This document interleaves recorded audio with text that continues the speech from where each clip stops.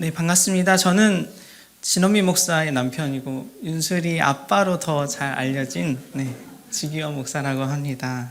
저희 함께 하나님 말씀 나누기 전에 먼저 잠깐 기도하고 말씀을 함께 나누도록 하겠습니다.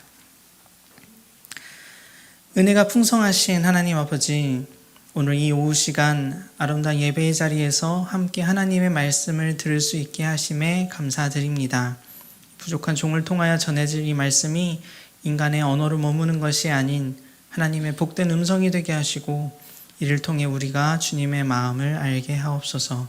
성령 하나님께서 우리의 심령을 깨우시고 함께 해주실 것을 믿으며 예수 그리스도 이름으로 기도드립니다.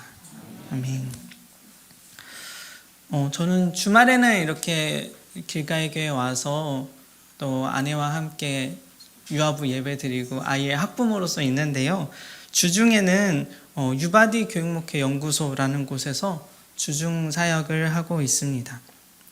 저희 연구소는 유니게, 바울, 디모데 이렇게 세 이름을 첫 글자를 따서 유바디 이렇게 연구소 이름으로 지어졌는데요. 가정과 교회가 함께 자녀의 신앙 교육을 해내야 된다는 것을 강조하고 있습니다. 그래서 저희는 주로 성인들을 대상으로 하는 신앙 교육을 연구하고요. 또 교재를 만들어내고 있는데요. 교회 안에서 교구를 편성하는 데 있어서 기존의 그 지역 교구가 아니라 자녀 연령별로 부모 교구를 재편해가지고 거기 안에서 소그룹 나눔을 하실 수 있도록 제안을 드리고, 또 최근에는 노년을 위한 신앙 교재도 개발해서 여러 교회들에게 좀 제공을 해드리고 있습니다. 그래서 부모 세대가 자녀 세대에게 건강한 신앙의 유산을 물려줄 수 있도록 저희가 좀 도와드리는 그런 사역을 감당해내고 있습니다. 저는 연구소에 작년 10월쯤에 들어가게 되었는데요. 이제 올해 들어서 정식으로 출범을 하고 이사회도 설립하고 하면서 이제 본격적인 한 걸음을 내딛게 되었습니다. 근데 아무래도 연구소가 처음 시작하다 보니까 자리 잡기까지는 좀 시간이 걸리지 않을까 생각이 들더라고요. 일하면서도 그런 부분을 많이 느끼게 됩니다. 그런 요즘 저희 연구소의 이 상황이 오늘 말씀의 제목이랑 좀 연관이 있는 것 같다는 생각을 해봤습니다. 오늘 말씀의 제목은요, 적자생존입니다. 원래의 의미라면 이게 환경에 적응한 생물만이 살아남는다라는 의미인데 오늘의 제목의 의미는 그게 좀 아닙니다. 적자생존하면 많은 사람들이 열심히 적어야 생존한다 막 이런 표현으로도 쓰시긴 하는데 그것도 아니고요. 여기서 말하는 적자는 그러니까 수입보다 지출이 많아서 매번 마이너스인 그 적자예요. 적자생존. 지금 저희 연구소가 이렇게 적자생존을 하고 있다는 건데요. 오늘 말씀을 통해서 우리가 바라봐야 할 우리 그리스도인의 삶, 그리고 그 방향 또한 어쩌면 이 적자생존의 방향과 같지 않을까 좀 생각을 해보게 됩니다. 오늘 본문의 말씀을 잠깐 같이 봤으면 좋겠습니다. 출애굽기 5장 22절부터인데요. 사실은 이 이야기의 배경이 되는 이야기는 그 앞에 출애굽기 5장 전반적인 것을 보셔야 조금 더 이해가 쉬우실 것 같습니다. 이 오늘 성경의 이야기는 이스라엘 민족이 애굽에서 노예 생활을 하던 때의 이야기입니다. 어느덧 이 이스라엘 백성들이 애굽 땅으로 들어온 지도 벌써 400여 년이 지난 상황인데요. 이스라엘 백성들이 바로의 지시에 따라서 노예 생활을 하고 있는 시기였습니다. 특별히 오늘 이 이야기에서는 이스라엘 백성들이 어떤 일을 하고 있었냐면은 벽돌을 만드는 일을 하고 있었죠. 근데 그러던 어느 날 모세가 광야에서의 40년 기간을 마치고 하나님께서 부르셔서 형인 아론과 함께 다시 애굽으로 돌아오게 됩니다. 그리고 그들이 돌아온 목적은 하나님께서 말씀하신 대로 애굽으로부터 이스라엘 백성들을 이제 구해내는 것이었죠.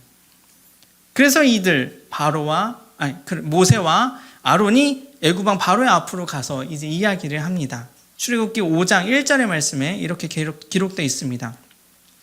그 후에 모세와 아론이 바로에게 가서 이르되 이스라엘의 하나님 여호와께서 이렇게 말씀하시기를 내 백성을 보내라. 그러면 그들이 광야에서 내 앞에 절기를 지킬 것이니라 하셨나이다. 이 말을 들은 애굽 왕 바로는 자신이 여호와를 알지 못한다고 말하며 거절을 합니다. 근데 성경에는 그냥 거절한다고 되어 있지만 원문을 보게 되면 굉장히 단호하게 거절을 하거든요. 근데 이 상황에서 모세와 아론은 계속해서 다시 이야기합니다. 이스라엘 백성이 광야로 나가서 하나님께 제사를 드리려고 한다고 말이죠. 계속해서 이렇게 이야기하는 걸 보니까 당시 이스라엘 백성들은 하나님께 제사를 드리는 것, 그러니까 하나님께 예배를 드리는 그 일을 제대로 하지 못했던 것으로 보여집니다. 그렇기 때문에 이 모세와 아론이 이스라엘 백성들을 구출해내서 결국 해야 되는 건 하나님께 예배 드리는 일을 해야 된다라고 말하고 있는 거죠. 자, 그렇다면 이 이스라엘 백성들은 왜 하나님께 예배 드리는 것을 제대로 하지 못하고 있었을까요? 아마도 그 뒤에 이야기들을 조금씩 돌아봤을 때 당시 애굽 사회에서 계속해서 일을 하도록 지시하였기 때문이라고 볼 수 있습니다. 이스라엘 민족들은 제대로 쉬지도 못하고 벽돌을 만들어야 했고 바로는 그들에게 매일매일 만들어야 하는 그 벽돌의 개수까지도 지정을 해 주었습니다. 그러니까 결국 이스라엘 백성들이 출애굽을 한다는 그 이야기는 애굽에서의 계속된 노예 생활에서 벗어나는 것, 그것보다 더 큰 의미, 그러니까 하나님을 예배할 수 있도록 하는 그 민족의 근본을 회복하는 그 모습이었다고 볼 수 있습니다. 그렇지만 이런 모습이 바로에게는 결코 좋게 보일 리가 없었습니다. 당연히 바로는 이스라엘 백성들이 떠나는 것을 거절하죠. 왜냐하면 굉장히 중요한 애굽 안에서의 노동력이었기 때문입니다. 그리고 한편으로는 이들의 말이 굉장히 괘씸하게 들렸을 것 같습니다. 애굽 이집트 안에서의 사상 안에서는 바로야말로 가장 강한 신인데 이 이스라엘 백성들은 다른 신을 섬기기 위해서 나간다는 거거든요. 그래서 바로는 오히려 이 이야기를 듣고는 이스라엘 백성들에게 이렇게 명령을 합니다. 벽돌에 쓸 짚을 전과 같이 주지 말라라고 하죠. 또 만들어야 되는 벽돌의 개수는 동일하게 유지를 해 놓습니다. 영어 표현 중에 이런 표현이 있어요. Make bricks without straw라는 표현이 있는데 이 표현이 번역을 하면은 지푸라기 없이 벽돌을 만든다라는 의미인데 이 속뜻이 뭐냐면은 필요한 돈이나 재료 또 정보도 없이 일을 하려고 한다라는 표현이래요. 그러니까 어떤 사람이 뭔가를 일을 하기 위해서는 여러 준비도 필요하고 정보도 필요하고 돈도 필요하고 재료도 필요한데 그런 것 없이 무작정 일을 나가려는 사람에게 이런 표현을 한다는 거죠. 그만큼 벽돌을 만드는 거에 있어서는 지피라는 게 굉장히 필수적인 요소였던 거예요. 근데 이것을 제공해 주지 말라고 바로가 말한 거죠. 그래서 이스라엘 백성들이 해야 될 일들이 이제 더 힘들어진 것입니다. 정말 필수적으로 필요한 이 짚을 대신할 무언가를 이 사람들이 직접 가져와야 되고 그걸 하면서 동시에 벽돌은 똑같이 만들어내야 되니까요. 이 소식을 들은 이스라엘 백성들은 어떤 심정이었을까요? 아니 매일매일 벽돌을 만들고 있는데 갑자기 어느 날 바로에게부터 명령이 온 겁니다. 너희들한테 짚을 더 이상 주지 않는다고요. 이스라엘 백성들은 당연히 불만을 가지게 되었습니다. 아니 우리는 그냥 열심히 일하고 있을 뿐이었는데 모세와 아론이 와가지고 갑자기 바로에게 이야기를 하더니 더 힘들어졌네. 이렇게 생각하게 된 것이죠. 자연스럽게 이들은 모세랑 아론을 원망하게 되었습니다. 열심히 일하고 있는 이 이스라엘 백성들에게는 모세와 아론의 이야기가 굉장히 뚱딴지 같은 소리일 수도 있었을 것입니다. 그리고 한편으로는 모세가 몽상가이지 않을까라고 생각을 할 정도로 이 모세를 현실성이 떨어지는 사람이라고 생각했을 것입니다. 항구의 문법이라는 소설에는 이런 문구가 있습니다. 한번 보여주시겠어요? 네, 몽상가는 행복하다. 몽상은 사람을 들뜨게 하고 희망에 부풀게 하고 신나게 한다. 단지 몽상가의 옆에 사는 가족들이 환장할 뿐이다. 네. 괜히 모세 때문에 이스라엘 백성들도 환장할 노릇인 겁니다. 그냥 매일매일 벽돌 만들기도 급한데 괜히 와가지고 이 사람들의 말 때문에 일이 이렇게 심해진 거예요. 열심히 무엇인가를 만들어내야만 하는 이 애굽의 현실을 살아가고 있는 사람들에게 평소에 다른 생각을 할 겨를이 없었을 것입니다. 근데 이것이 그들이 원해서가 아니라 당시 애굽 사회가 이스라엘의 백성들을 그렇게 만들었던 것입니다. 무려 400년이라는 시간 동안 말이죠. 그래서 이 이스라엘 백성들은 그 생활에 고착되어 있을 수밖에 없었어요.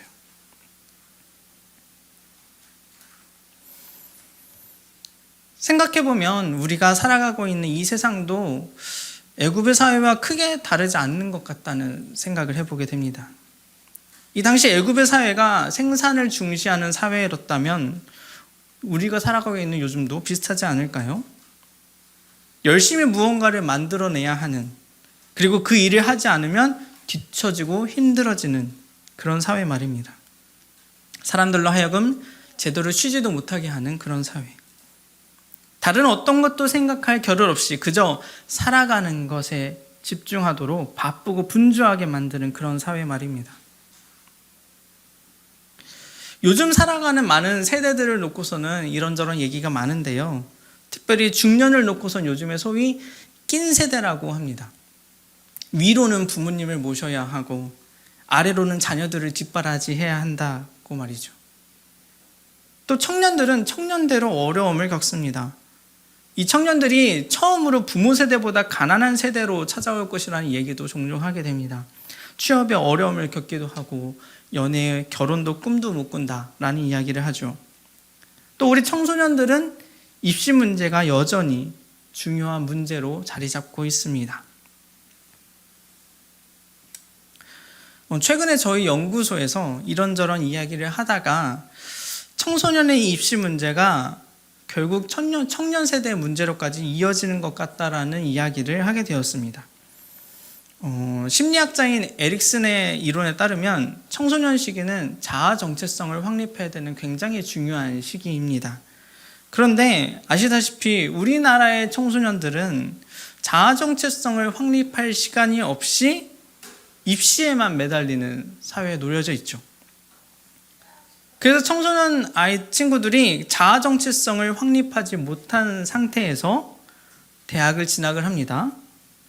그러면 이 대학에서 늦게나마 자아 정체성을 찾아야 되는데 또 이때는 취업이라는 목표에 매달린다는 거예요. 또 그렇게 해서 사회로 나가게 되죠. 사회에 나가게 되면 또 거기서 자아 정체성을 걷기 위해서 노력할 수 있을까요? 세상이 그렇게 만들지 않다라는 겁니다. 그래서 그런 상황에 놓여 있는 청년들이 그 다음 단계인 결혼을 하는 한 발짝 나아가는 것이 너무나 큰 어려움이라는 거예요. 먼저 자신을 알아야 다른 사람과의 관계를 건강하게 세울 수 있는데 그런 기반이 없는 요즘 세대라는 겁니다. 그래서 결혼도 어려운 사회, 설령 결혼을 했다고 해도 쉽게 이혼을 결정할 수 있는 사회가 되었다는 거죠. 저는 어느 정도 설득력 있는 이야기라고 생각을 했습니다. 하지만 그것이 입시라는 하나의 문제 때문이라기보다는 무엇이 중요한지 알지 못하도록 움직이는 이 사회 전체의 문제이지 않을까라고 생각을 합니다. 그래서 어쩌면 오늘날의 현실은 애굽에서 노예로 지냈던 이스라엘 백성의 상황과 크게 다르지 않을 수도 있겠다는 겁니다.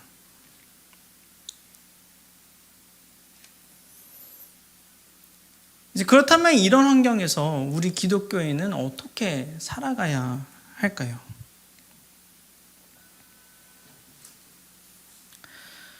제가 목사 안수를 받고 나서 알게 된 사실이 하나 있는데요. 저는 목회자 가정에서 태어나서 자랐습니다. 제가 집안 안에서는 4대째 목사예요. 그러니까 저희 증조 할아버지부터 목사님인데 우리나라에서 나름 그래도 뿌리 깊은 기독교 가정에서 교육받으면서 자랐다고 생각을 합니다. 근데 이런 가정 안에서 자랐던 제가 고3 때 한 가지 사건을 겪게 되는데 요즘은 어떤지 모르겠지만 제가 다녔던 그 고등학교는요, 여름방학이 되어도 학교에 나가서 자습을 해야 됐습니다. 특별히 주말에도 종종 학교로 불렀어요. 출석 체크도 하시고요. 그리고 특별히 고3이니까 수능을 앞두고 더 그게 엄격했습니다. 그런데 여름이 되면 교회에 어김없이 찾아오는 것이 있었으니 무엇입니까? 네, 수련회예요. 여름 수련회 시즌이 찾아왔습니다. 고3이었던 저에게도 어김없이 이 여름 수련회 시즌이 찾아왔고요. 교회에서는 학생들에게 신청서를 나눠주었습니다. 작성해서 제출을 해야 되는 거죠. 근데 요즘은 안 그럴 수도 있는데 이때는 이 신청서에 부모님 서명을 받아와야 됐어요. 고등학생들임에도 불구하고. 그래서 저는 이제 집에 가서 이제 어머니한테 신청서를 드렸죠. 이걸 제출해야 제가 수련회 참석할 수 있으니까요. 딱 드렸어요. 근데 어머니가 저한테 이렇게 얘기하시는 겁니까? 아들 앉아봐. 지금 고3인데 우리가 고1, 고2 때 수련회 열심히 잘 갔잖아. 그치? 이번 여름은 공부에 집중하고 수련회 한 번 안 가도 괜찮지 않을까? 이렇게 이야기하시는 거예요. 자, 이 이야기를 들은 제가 과연 어머니한테 어떻게 대답을 했을까요? 혹시 한번 맞춰보실 분이 계실까요?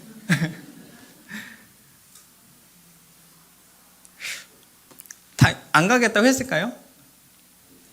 네, 저는 수련회 가지 말고 공부하라고 이야기하시니 어머니에게 이렇게 대답했다고 합니다. 아니, 지금 목사님, 사모님이 그렇게 얘기해도 되는 겁니까? 이렇게 얘기해도 돼요. 근데 저는 사실 기억이 나지 않는데 목사 안수 받고 나서 저희 부모님께서 그 얘기를 하시는 거예요. 너가 그때 이랬다고 하시면서요. 모르긴 몰라도 아마 그때 저희 부모님도 몽상가 옆에 있는 가족들처럼 환장했을 겁니다. 근데 그렇지만 그만큼 인상적이고 또 생각해 볼 만한 일이었기 때문에 그 일을 기억하시고 저한테 알려주신 것이 아닐까라는 생각을 또 한편으로 해보게 됩니다. 우리가 함께 신약성경의 본문 한 구절도 봤으면 좋겠는데요. 신약성경 디모데후서 3장 20절에서 21절의 말씀입니다. 앞에 스크린으로도 보여드릴 텐데요. 한번 천천히 같이 읽어보겠습니다. 큰 집에는 금그릇과 은그릇뿐 아니라 나무그릇과 질그릇도 있어 귀하게 쓰는 것도 있고 천하게 쓰는 것도 있나니 그러므로 누구든지 이런 것에서 자기를 깨끗하게 하면 귀히 쓰는 그릇이 되어 거룩하고 주인의 쓰심에 합당하며 모든 선한 일에 준비함이 되리라. 네, 제가 예전에 들었던 한 목사님의 설교가 이 본문을 가지고 하셨던 설교였는데요. 그 내용을 좀 참고해서 오늘 여러분들에게 더 말씀을 드려볼까 합니다. 앞에서 말씀드렸던 대로 오늘날의 사회는 생산성을 중시하는 정말 치열한 경쟁 사회입니다. 그리고 그 경쟁을 통해서 많은 것을 쟁취하고자 하는 것이 이 세상의 논리이기도 합니다. 이것은 마치 그릇 싸움과도 같은데요. 요즘 예전부터 신분을 얘기하는 것처럼 흙수저나 금수저 이렇게 얘기하는 것처럼요. 성경으로 봤을 때는 질그릇, 은그릇, 금그릇 이야기를 해볼 수 있을 것 같습니다. 그릇 싸움. 그러니까 질그릇을 은그릇으로 바꾸려고 하고 은그릇을 금그릇으로 바꾸려고 하는 이 싸움을 한다는 거예요. 하지만 우리 그리스도인들에게 중요한 것은 어떤 그릇이냐가 아닙니다. 우리에게 중요한 것은 깨끗한 그릇이냐 아니냐이죠. 그 안에 무언가를 담을 수 있도록 준비가 되어 있느냐는 겁니다. 그렇게 깨끗하게 준비가 되어 있을 때 그 그릇 안에는 보배가 담기게 됩니다. 고린도후서 4장 1절부터 15절에는 그 보배가 무엇인지 말씀하고 있는데 그것은 바로 그리스도를 통한 복음의 소식입니다. 특별히 고린도후서 4장 7절에는 우리가 이 보배를 질그릇에 가졌다라고 말씀하고 있습니다. 은그릇, 금그릇이 아닌 질그릇 안에 보배를 담아 주셨다는 것입니다. 그렇기 때문에 우리는 더 이상 이 그릇 싸움을 할 필요가 없습니다. 은그릇 되려고 금그릇 되려고 굳이 노력할 필요가 없는 거예요. 이것보다 더 값진 예수 그리스도를 통한 그 구원의 소식, 복음의 소식을 우리가 담아내는데 힘을 써야 합니다. 우리 그리스도인은 그릇을 깨끗하게 하는 것, 그것에 열심을 내야 한다는 것이죠. 하지만 여전히 우리 교회 안에서도, 한국 교회 안에서도 그릇 싸움이 계속되는 것을 간혹 보기도 합니다.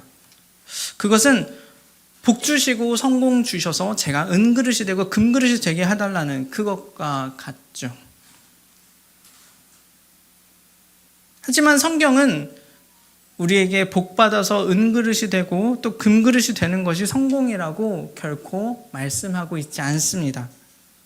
우리가 잘 분별하여 깨끗해지고 세상에서 가장 귀한 예수 그리스도를 영접하여 나의 그릇에 담아둔다면 그것이 우리에게 가장 큰 복이자 성공이 될 것입니다.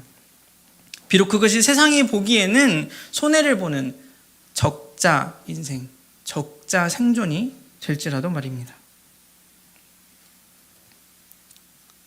다시 출애굽기 본문으로 좀 돌아와 볼까요? 오늘 본문에서 모세는 당장의 요 상황에 어려움을 겪습니다. 아니, 하나님 말씀대로 바로 앞에 갔다 왔는데 이스라엘 백성들이 한탄하는 이 상황, 자신들을 원망하는 이 상황, 어려운 상황에 처해져 있는 거죠. 예배를 잃어버린 이스라엘 민족에게 다시금 예배 드릴 수 있도록 하고 싶었는데 도리어 그들의 삶이 더 어려워졌다는 것입니다.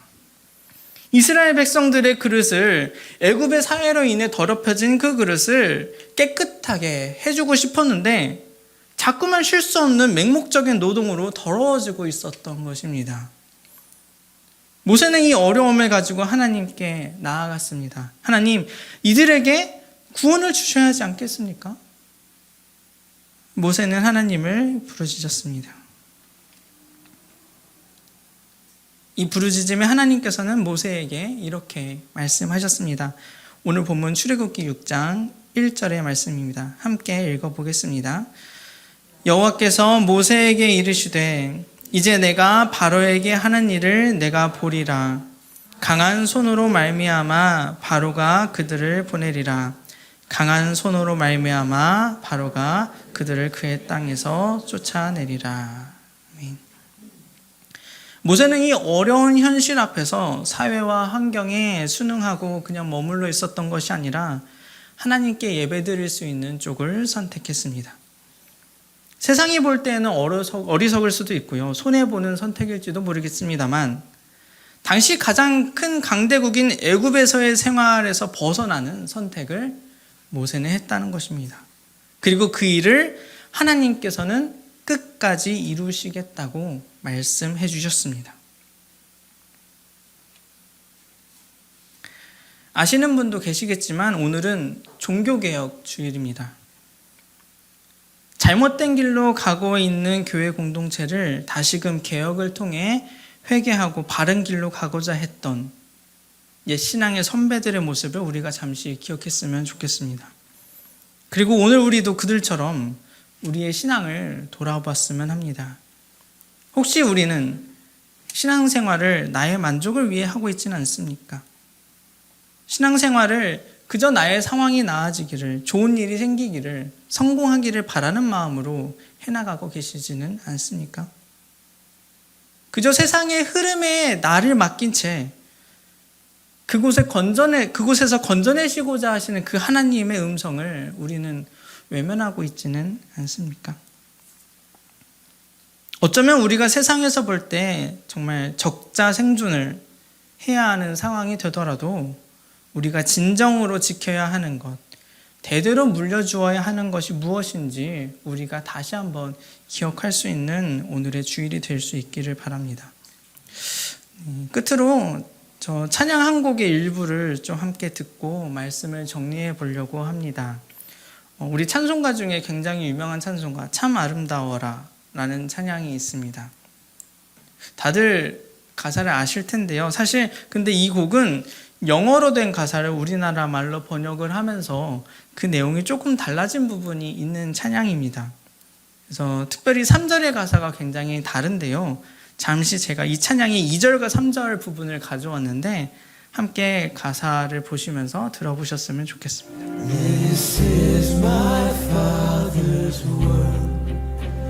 The birds their carols raise. The morning light, the lily white, declare their Master's praise. This is my Father's world. He shines in all that's fair. In the rustling grass, I hear Him pass. He speaks to me everywhere. This is my Father's world. Oh, let me never forget that though the wrong seems oh so strong, God is the ruler yet. This is my Father's world. The battle is not done. Jesus who died shall be satisfied. Earth and heaven be one. 'Cause I have a 네, 그렇습니다. 찬양의 3절의 가사처럼 우리가 결코 잊지 않았으면 합니다. 악이 너무 강하게 보일지라도 하나님께서 늘 이 세상을 통치하신다는 그 사실 말입니다. 세상 다른 사람들과 비교할 때 적장의 인생을 사는 것처럼 느끼십니까? 괜찮습니다. 하나님은 그 가운데서도 우리와 함께 하시고 세상의 성공이 아닌 하나님께로 나아오는 것을 원하고 계십니다. 하나님은 우리가 능히 그 적자 생존을 할 수 있도록 붙들어 주실 것입니다. 우리 그리스도인은 하나님 안에서 살아가며 하나님께 예배드리는 이 삶을 성공이라고 여길 수 있어야 할 것입니다.